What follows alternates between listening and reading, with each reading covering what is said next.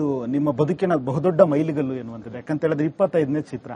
So cinema ತಂಡ ಅಥವಾ ನಿರ್ಮಾಪಕರು ನಿರ್ದೇಶಕರು ಎಷ್ಟು ಎಫರ್ಟ್ ಹಾಕಿದ್ರೆ ಅದರ ಹತ್ಪಟ್ಟು ನೀವು ಕೂಡ ಶ್ರಮಿಸಿದ್ರೆ. ಯಾಕಂದ್ರೆ ನಾವು ನೋಡಿದಂಗೆ ಹಗಲು ರಾತ್ರಿ ಸಿನಿಮಾದ ಪ್ರಚಾರ ಆಗಿರ್ಬೋದು, ಸಿನಿಮಾಗೆ ಏನ್ ಬೇಕು ಎನ್ನುವಂಥದ್ದನ್ನ ಕಂಪ್ಲೀಟ್ ಆಗಿ ಇನ್ವಾಲ್ವ್ ಆಗಿದ್ದೀರಾ. ಬಲರಾಮನ್ ನಾವ್ ಯಾವಾಗ ಪುಸ್ತಕಗಳಲ್ಲಿ ಯಾವಾಗ ನೋಡ್ತಾ ಇದ್ವಲ್ಲ, ಸೊ ಅದನ್ನ ನೀವು ಕಂಪ್ಲೀಟ್ ಆಗಿ ಅದರಲ್ಲಿ ಇನ್ವಾಲ್ವ್ ಆಗ್ಬಿಟ್ಟು ತೋರಿಸಿದ್ದೀರಾ. ಸೊ ಇದು ಎಷ್ಟು ಖುಷಿ ಕೊಡ್ತಾ ಇದೆ ಸರ್? ಖಂಡಿತ ಸರ್. ಯಾಕಂದ್ರೆ ನಾನು ಕೇಳಿದ್ದೀನಿ, ಆಮೇಲೆ ಸರ್ ಸ್ಕ್ರಿಪ್ಟ್ ಮಾಡಿದಾಗ ಒಂದಿಷ್ಟು ಡಿಸ್ಕಷನ್ ಮಾಡಿ ಅದಾದ್ಮೇಲೆ ಅವರು ಒಂದಿಷ್ಟು ಫೀಡ್ಬ್ಯಾಕ್, ಅದಾದ್ಮೇಲೆ ನಂದು ಒಂದಿಷ್ಟು ಹೋಮ್ವರ್ಕ್ ಇರುತ್ತೆ. ಅದಾದ್ಮೇಲೆ ಅವ್ರದ್ದು ಫೋಟೋ, ಒಂದು ಬಲರಾಮ್ ಅವ್ರದ್ದು ಒರಿಜಿನಲ್ ಒಂದು ಫೋಟೋ ಇದೆ.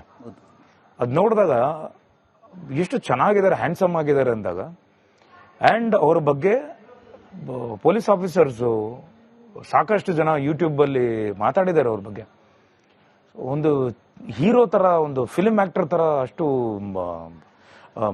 ಸ್ಮಾರ್ಟ್ ಆಗಿರೋರು, ಅಷ್ಟು ಹ್ಯಾಂಡ್ಸಮ್ ಆಗಿರೋರು. ಅಂಡರ್ ವರ್ಲ್ಡ್ ಇದಾನೆ ಅಂದ್ರೇನೆ ಇವರು ಅಂಡರ್ ವರ್ಲ್ಡ್ ಡಾನ್ ಅಥವಾ ರೌಡಿನ ಅನ್ನೋದು ನಮ್ಗೆ ಇಮ್ಯಾಜಿನ್ ಮಾಡ್ಕೊಳಕ್ ಆಗ್ತಿರ್ಲಿಲ್ಲ, ಅಷ್ಟು ಹ್ಯಾಂಡ್ಸಮ್ ಆಗಿರ್ತಾ ಇದ್ರು ಅಂತ. ಸೊ ಅವೆಲ್ಲ ನಾವು ತಗೊಂಡಾಗ ವಿ ಹ್ಯಾವ್ ಟು ವರ್ಕ್, ಹೆಂಗ್ ಕಾಣಿಸ್ಕೋಬೇಕು ಅನ್ನೋದು ಪ್ರೆಸೆಂಟೇಷನ್ ಇರ್ತಾ ಇತ್ತು.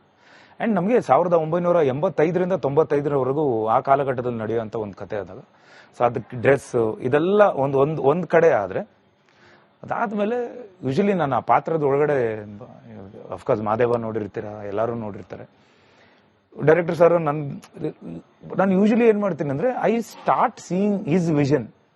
ನನಗೆ because me as a technician, ನನಗೆ ಯಾಕಂದ್ರೆ ಒಬ್ಬ ಟೆಕ್ನಿಷಿಯನ್, ನಮ್ಮ ತಂದೆಯವರು ದೊಡ್ಡ ಟೆಕ್ನಿಷಿಯನ್, ನನಗೆ I always work as a technician. ನಾನು ಸೆಟ್ಟಲ್ಲೂ ನಾನು ಟೆಕ್ನಿಷಿಯನ್ ಆಗಿ ಕೆಲಸ ಮಾಡ್ತೀನಿ.